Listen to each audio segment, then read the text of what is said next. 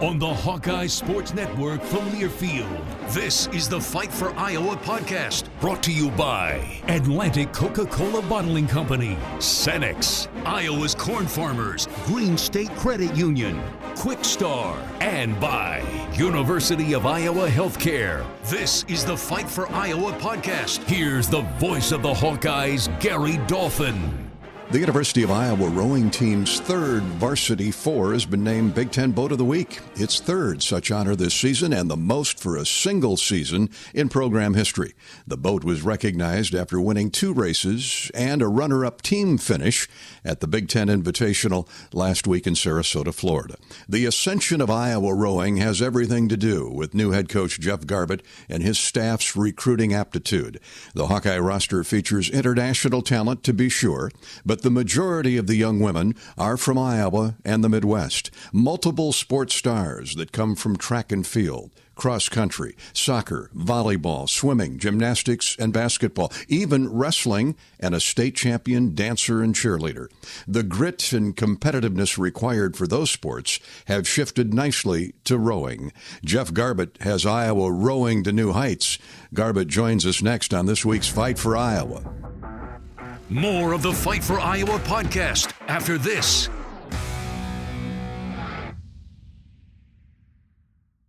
It's been a long day. Your schedule's tight. Can we just take care of dinner for you?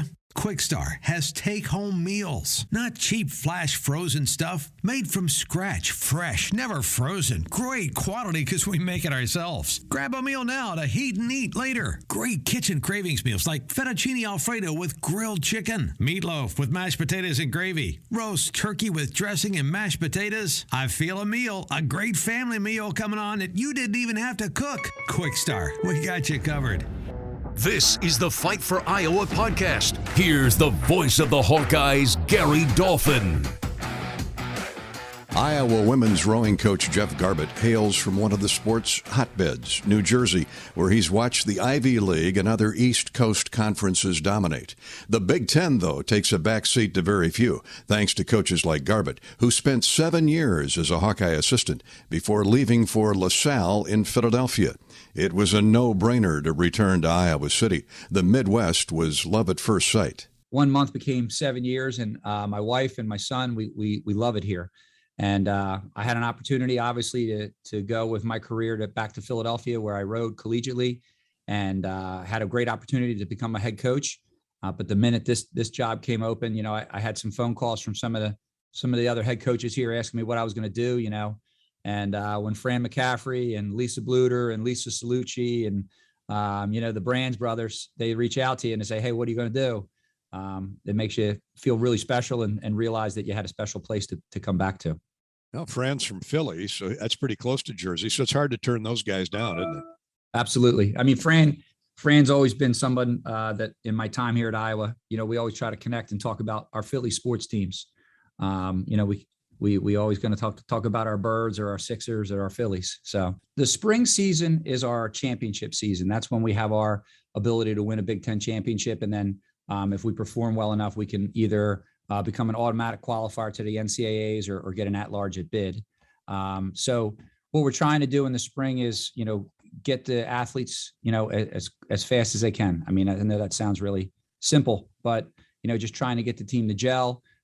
Clearly we have a few challenges now and then with the weather here, but we're really fortunate to have the facility that we do, the Sue Beckwith Boathouse over there on Dubuque Street. We have plenty of indoor rowing machines. We have actual indoor rowing tank where we can simulate rowing on the water indoors with like a pool that circulates water around. So kind of like a rowing treadmill. And so, we're able to do that. And, we're just trying to get as fast as we can and compete with some of the best in the country here in the Big Ten. Coach, the Hawkeyes' first Varsity 8 was recently named Big Ten Boat of the Week following its performance at the Ivy League Big Ten Double Duel out in New Jersey. That was at the end of March. That had to please you. What did you see in that group? What we saw there was some progress. I came in, right towards the end of the first semester, and I didn't have much time to work with the athletes. So we kind of hit fast forward over our winter training trip, and we put together a lineup. And as the weather's hit or miss, so we didn't really get out on the water in boats as much as possible. But what I saw was progress. We had, a pretty tough first round race against Yale University. And we were able to put together a really good first half of the race. And then we kind of faltered in the second half, and, you know, hats off to Yale. They're a very talented group. But then we responded and we went against Harvard, right? So Harvard and Yale, kind of royalty in the sport of rowing, where we responded and we went significantly faster because we put together a full race. And to be able to just see that growth and the progress, you know, it's like having a good second half, right? You come out in the second half, you might be down, but if you put it together, you can take care of business. Well, the proof's in the pudding, Coach. Iowa captured 2 victories in its first regatta of the championship season.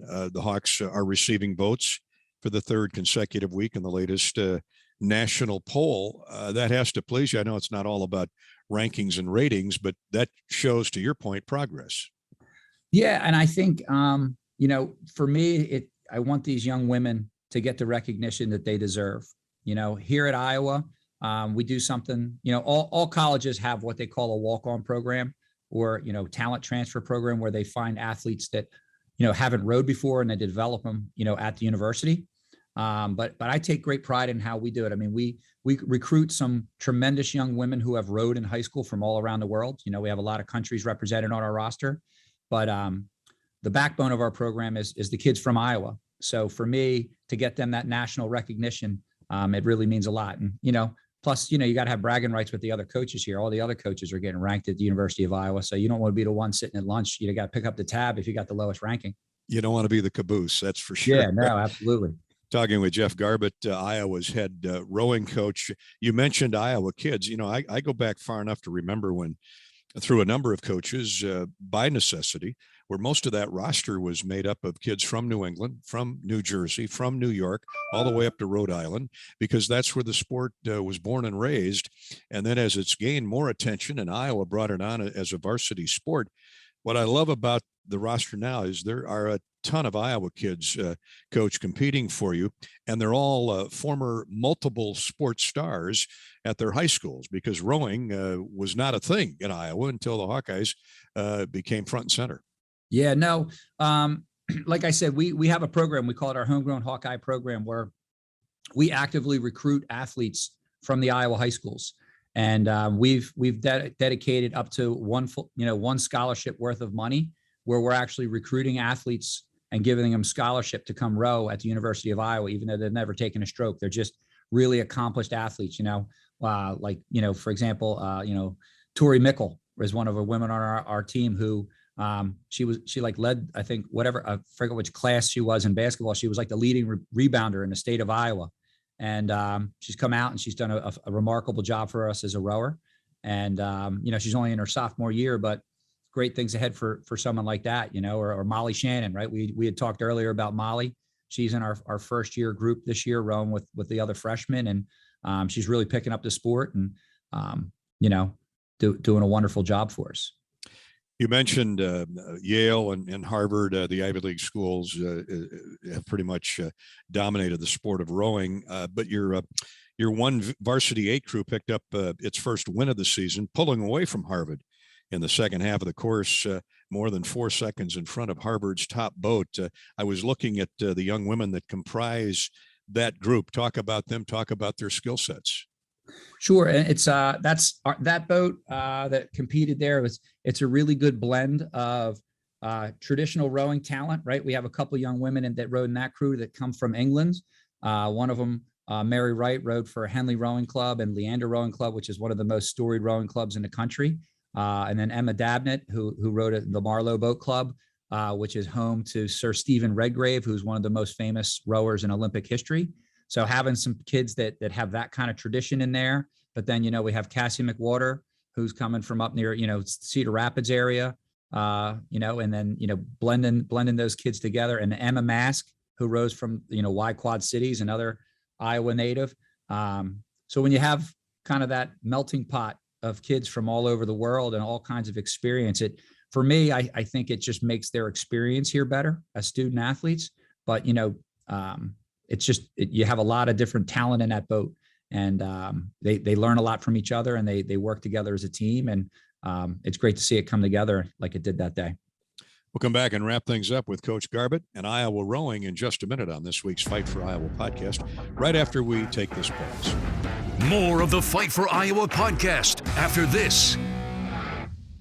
Here in Iowa, corn is more than our livelihood. It's our way of life. We use it to feed our livestock, helping us raise healthy pigs, cows, and chickens. We use it to make ethanol, helping us power a prosperous, clean-burning future. We use it to nourish our families, helping us stay strong generation to generation. And the more we use it, the more it boosts our economy, helping elevate the lives of all Iowans. You might think Iowa grows corn, but the truth is, corn grows Iowa. Expert care for sports injuries means getting back in the game sooner and stronger. I'm Dr. Brian Wolf, Director at University of Iowa Sports Medicine and Team Physician for the Iowa Hawkeyes. You should never play through pain. That's why our sports medicine experts are here for you with same-day, next-day, and evening appointments. For imaging, therapy, or surgery, choose the team the Iowa Hawkeyes choose. Schedule a visit at uihc.org/sportsmedicine. This is the Fight for Iowa podcast. Here's the voice of the Hawkeyes, Gary Dolphin. When we watch rowing at the Olympic Games, we're struck by the grace, chemistry, the harmony of the sport.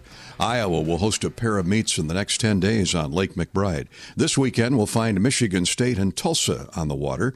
And April 29th, the Hawkeyes host a half dozen programs, including Minnesota and Wisconsin. Iowa coach Jeff Garbutt invites spectators to come out, get educated and addicted to the sport that requires so much mental focus and physical effort. Garbutt likens rowing to golf. We all have friends who are addicted to golf because they're out there and they're trying to perfect their swing and they're trying to perfect their game. And, you know, they have the one time, I know for myself, one time I'll hit it, it'll go straight. The next time it's, 300 yards in the woods and I'm walking around, trying to find my ball. But the sport of rowing was described. There's that book, The Boys in the Boat, and George Pocock, who is, one of the characters they talk about in there.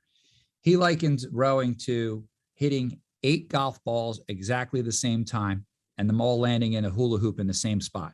So that's what I'm trying to do. I'm trying to get all 8 women to fire, their legs down and swing their, their upper bodies and bring the handle in and do it again and again and again for 6.5 minutes or less, hopefully, exactly the same every stroke. So that's, to me, that kind of pursuit of excellence. It's very similar, like I said, to someone trying to get better at golf. And when it's done right, to me, there's nothing better to look at. Well said. Where is the United States right now on the world stage where women's rowing is concerned? Well, we're one of the top programs. We're in the middle of a transition after the Olympics with a new coach coming in. It hasn't been, named which coaches are going to be working with which crews yet. We have a new coach, Yossi, who's coming to us from the Netherlands. He'll be in charge of the national system. But on women's rowing, we had a 12-year period where we won the gold medal. We were undefeated in the women's 8, and that's due in part because of the homegrown Hawkeyes of the world. Right? They're learning how to row in college, and they get skilled enough that they're able to make the national team. We haven't had anybody at the Olympic level yet since I've been here. But one of our homegrown Hawkeyes won a bronze medal a couple years ago at the under-23 World Championships. Hunter Koningsfeld, who's we're still living in the area and still stays in contact with the women on the program. So it's good to have some great people like that stick around. Hunter Koningsfeld from Cedar Rapids, Jefferson, and Contessa Harold from Chancellor, South Dakota are 2 of the greatest rowers ever to come through Iowa. Garbutt was on the staff that took the Hawkeyes to 3 consecutive NCAA championship meets and helped the program reach a number 7 ranking from 2017 through 2019. It's the highest in program history. Iowa is on its way to similar success. The Hawkeyes are always willing to give you a tour of the beautiful Beckwith Boathouse and facility off Dubuque Street. A final thought in a minute. More of the Fight for Iowa podcast after this. Atlantic Coca-Cola Bottling Company is proud to support the local communities in which we live, work, and play. Every day, Atlantic Coca-Cola bottling trucks continue to help the food and beverage supply chain by delivering products to retail outlets and those restaurants providing carry-out and delivery services. We know Iowans are resilient, and together we are strong. This is the Fight for Iowa podcast. Here's the voice of the Hawkeyes, Gary Dolphin. Hawkeye football is wrapping up spring practice. I'll have a report on coaches and players' thoughts when next we get together on Fight for Iowa. Thanks for tuning in, and go Hawks. Hawkeye fans, remember to hit the subscribe button on your favorite podcast app. Once you become a Fight for Iowa podcast subscriber, you'll automatically receive the latest episodes of the Fight for Iowa podcast, the Hawkeyes Voice podcast, Hawk Talk replays, exclusive game day content, and more.